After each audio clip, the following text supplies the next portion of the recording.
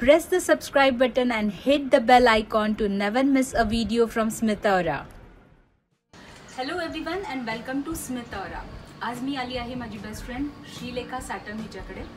तर हिची छोटीशी मुलाखत म्हणा किंवा हिची ओळख करून द्यावीशी मला वाटली, कारण 8 मार्च जवळ येतो आणि 8 मार्चला महिला दिन असतो आणि त्यावेळी आपण बऱ्याच मोठ्या उद्योजिका किंवा चांगल्या लेवलला पोचलेल्या लेडीजना आपण बघतो. तर मला हिची ओळख का करून द्यावीशी वाटली हे तुम्हाला माझ्या पुढच्या क्वेश्चन्समध्ये कळेलच.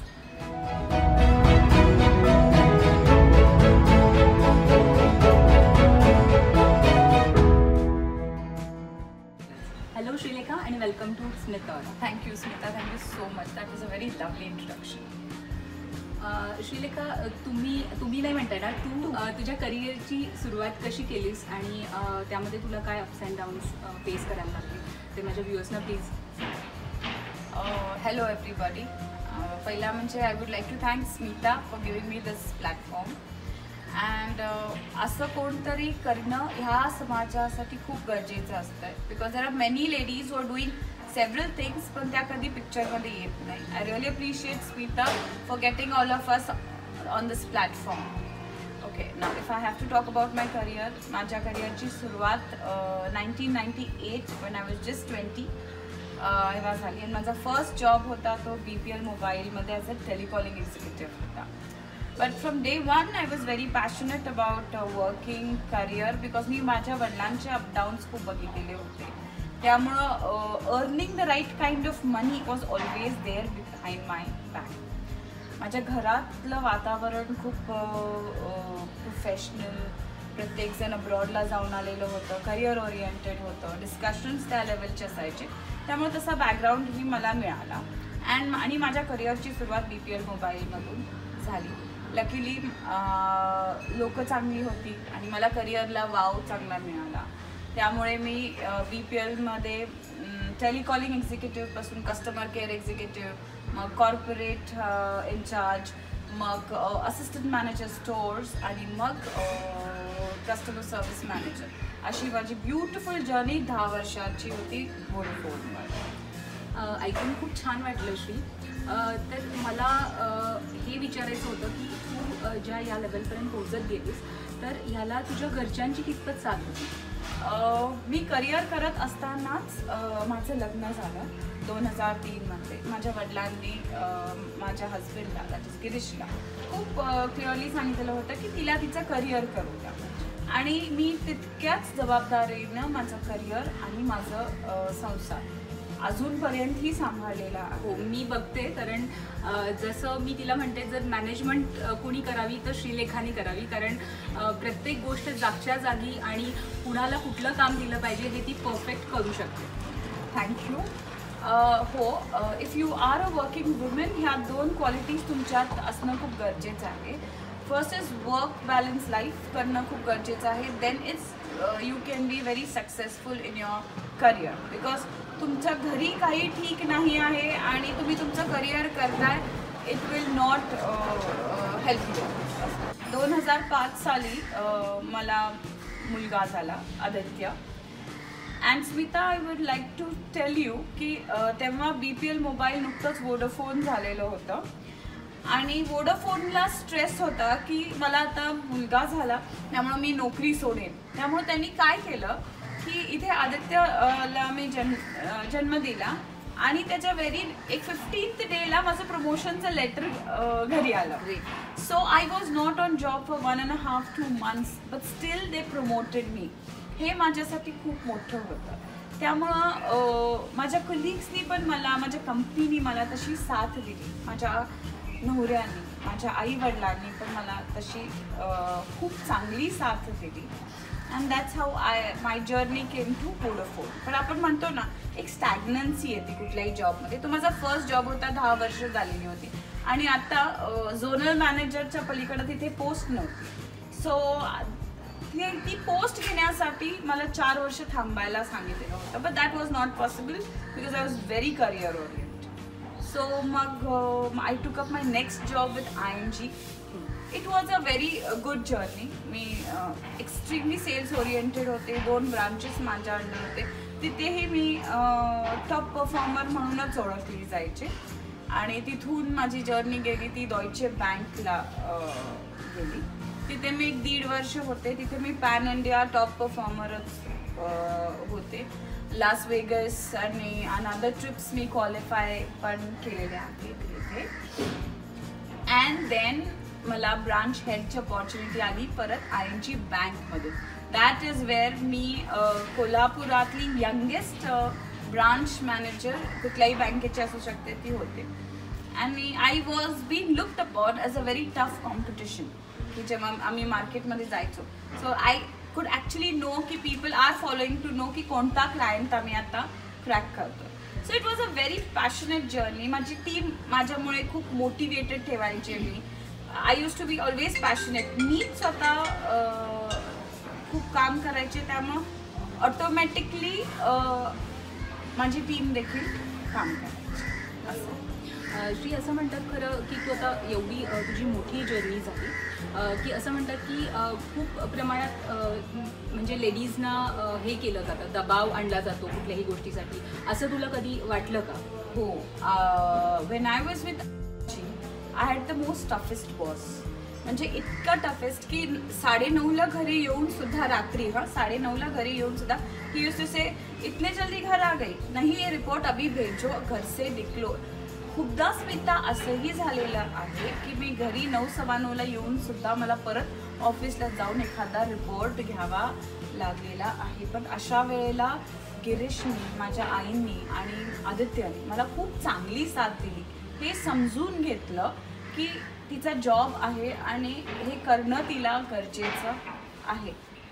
पण एक पॉईंट येतो आपल्या प्रत्येकाच्या आयुष्यात की हे किती सहन करायचं हे आपणही ठरवलं पाहिजे. That is where me and my husband decided की हे आता आणि जास्त टॉलरेट नाही करायचं. And that's where I quit without having a job in hand. पण माझा ट्रॅक रेकॉर्ड इतका चांगला होता की मला 1-2 महिन्यातच डॉयचेमध्ये चांगला जॉब मिळाला. तर तुम्हाला लक्षात येईल की आपल्याला बघताना असं वाटत असतं की खूप मस्त यांची लाईफ मस्त आहे, मस्त चालली आहे. पण त्या मस्त लाईफ पाठीमागं ते कसं स्ट्रगल करत असतात किंवा ते घरातलं जीवन आणि आपलं जे जॉब असतं ह्यामध्ये कसं ते मला वाटतं की समतोल ठेवत असतात. हे तुम्हाला कळून आलंच असेल. एखादं शिखर गाठताना जेव्हा आपण अगदी शिखराजवळ पोचणार असतो आणि तिथून आपण खाली पडतो की आता माहिती आहे की आपण पोचायचं आहे जस्ट आणि मग आपण जिंकलो. मग तेथून आपण खाली पडतो आणि पुन्हा ती तेवढा डोंगर चढायची आपल्यात कपॅसिटी नसते. पण ही गोष्ट सांगण्या पाठीमागं एक कारण आहे. कारण ह्या पाठीमागं पण हिची एक श्रीची एक स्टोरी आहे. तर श्री प्लीज तू व्ह्यूअर्स पण बोलावंस असं मला वाटतं. It was 2013. It was 2013. I was at the peak of my career. माझ्या करिअरच्या मी पीकमध्ये होते.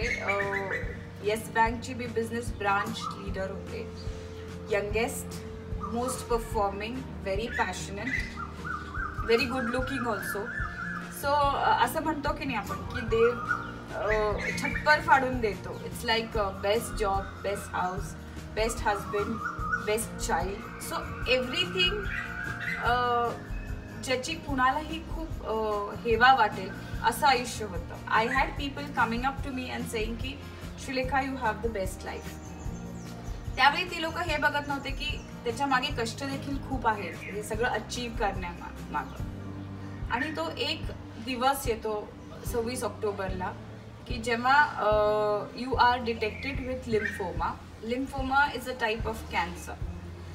आमचे फॅमिली डॉक्टर आहेत डॉक्टर रेखा जिरके, त्यांनी मला बोलवून समजावून सांगितलं की आत्ता तू एक मोठा ब्रेक घ्यायची वेळ आलेली आहे. कारण आता आपल्याला बॅग पॅक करून टाटा मुंबईला जायचं आहे. कारण का लिम्फोमाचं treatment best in India, rather I would say एशियामध्ये फक्त टाटाला होतं. आणि best doctor is doctor Manju Sengar.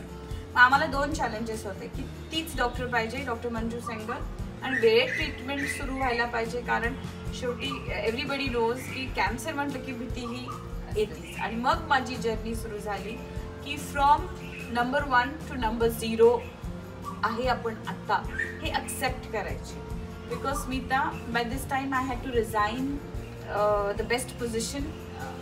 I had to tell myself की माझ्या सगळ्यात क्लोज माझे I had beautiful hair, I still have, and I had to give up on that also with the treatment that I was supposed to take. And yes, कुठेतरी accept केलं. ह्या गोष्टी accept करण्यासाठी माझ्या फॅमिली, माझे friends, माझे relatives आणि माझे थोडे नियर अँड डिअर वन्स यांनी खूप विश्वास दाखवला की मी फक्त फाईटच नाही करणार तर मी सक्सेसफुल होऊन परत येणार. कारण का आजपर्यंत मी कधीही कुठली गोष्ट न फाईट करता लूज केलेली नव्हती. I was in Bombay for 4 months. My younger brother was more like an elder brother to me, की ज्याने एका वडिलांसारखं माझी काळजी घेतली आणि फॉर विच मी आयुष्यभर त्याची ऋणी राहिली. माय हजबंड, ज्याने माझ्या ॲब्सेन्समध्ये माझ्या मुलाकडे खूप छान काळजी घेतली. And he played a dual role, की माझी ट्रीटमेंट असताना he use to come to Bombay and एरवी he use to take care of my son Aditya, who was only 7 years old. पण त्याच्यात इतकी मॅच्युरिटी आलेली स्मिता हे सगळं बघून की I have no words to express.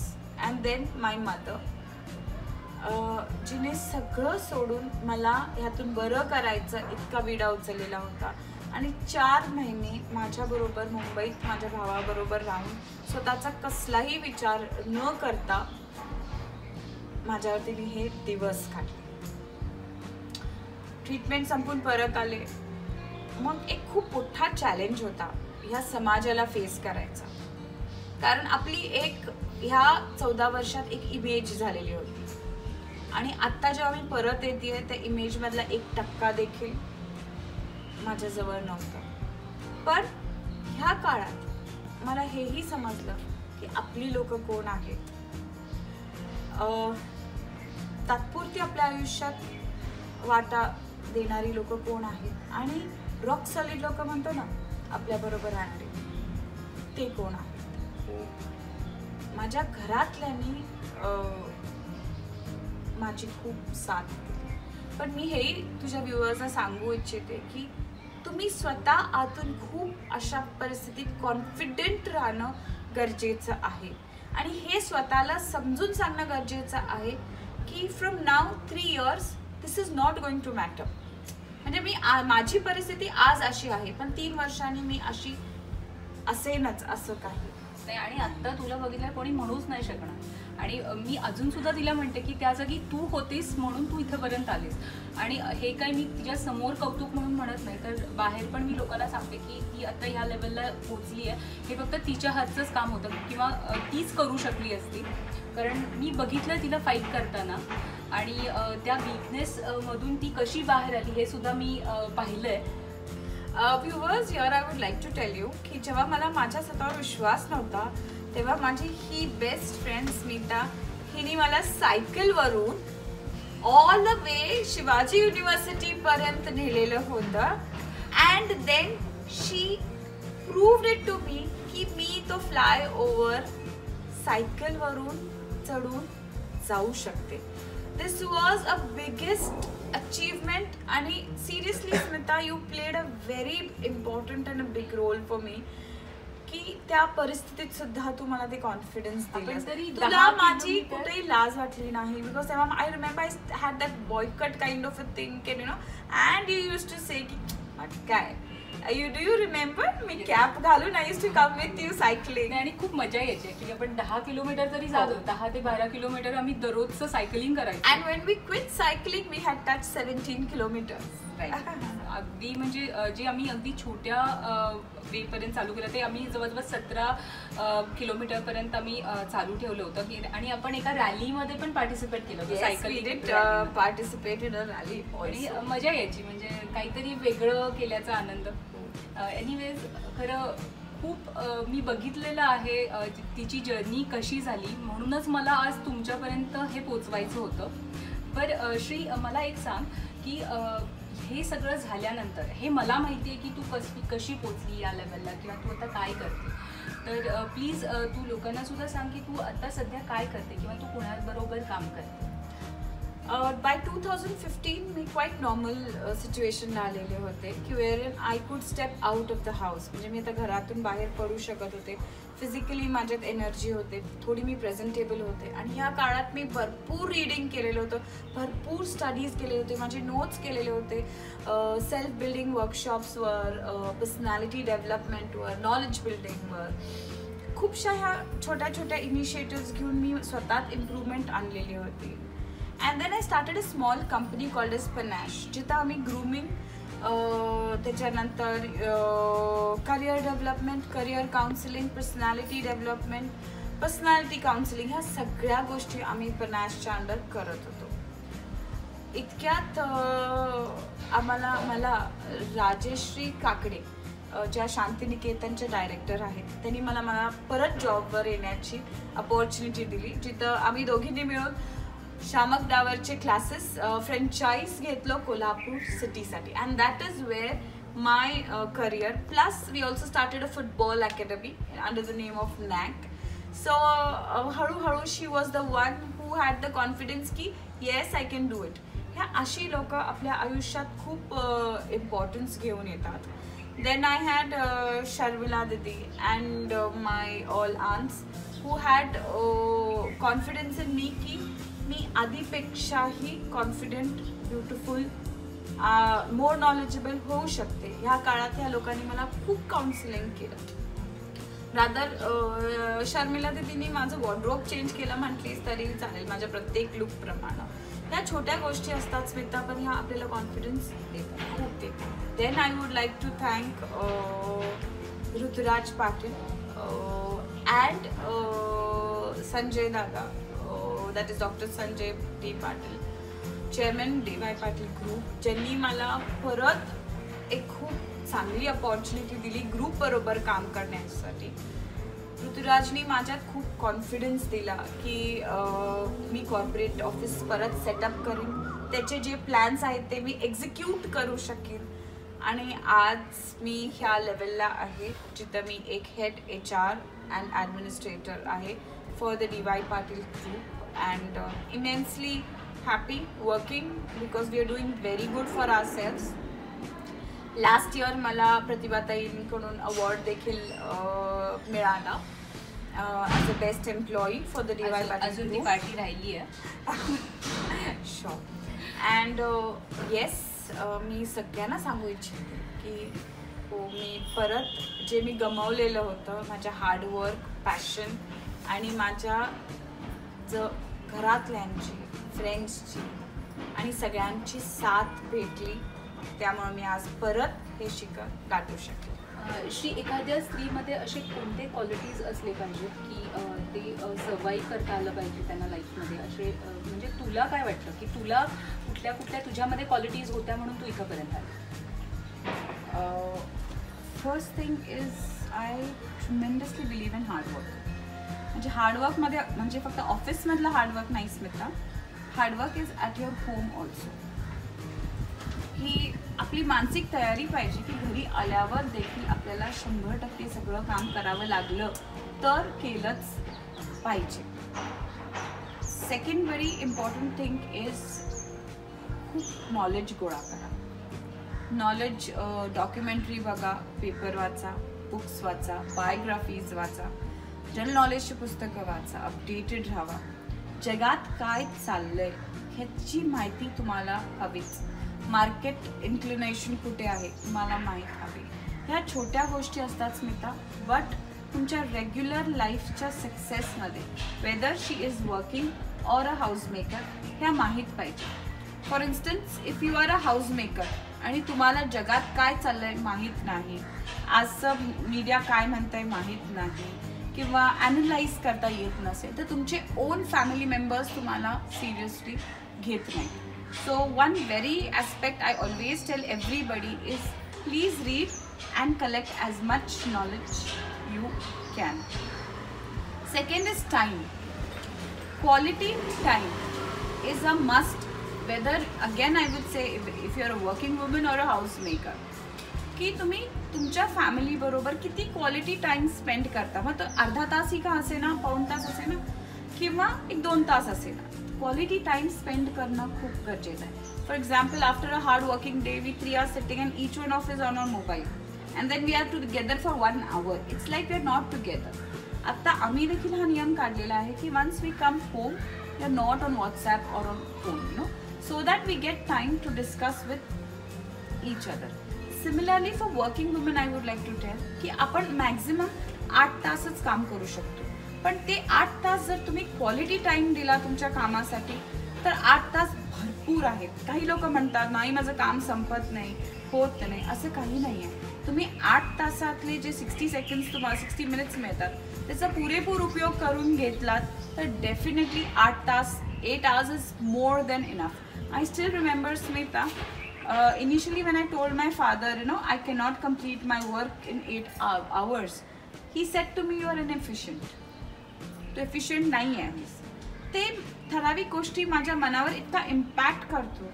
त्यामुळे once you are on your desk, you are working for the company, त्यावेळेला माझ्या घरी काय चाललंय, माझ्या मैत्रिणी कुठे आहेत, पिक्चर कुठला चांगला आहे, ह्या गोष्टीचा तुमचा काहीही संबंध येत नाही. And similarly when you go home, ऑफिसमध्ये काय झालं किंवा हे राहिलं किंवा काय, no, once you step home, home should be your world. त्यामुळं ladies, specially ladies, this balance और this connect and disconnect for every woman who is working is very important. Thank you so much Shrilekha की तू माझ्या चॅनलला इतका छान interview किंवा तुझ्याबद्दलची माहिती दिली की त्यामुळं माझ्या व्ह्युअर्सना पण काहीतरी चांगलं शिकायला मिळेल यातून. थँक्यू स्मिता, मला हा प्लॅटफॉर्म दिल्याबद्दल. Thank you so much. तर मग हा व्हिडिओ जर आवडला असेल तर लाईक, शेअर आणि सबस्क्राईब करायला विसरू नका. Thank you so much.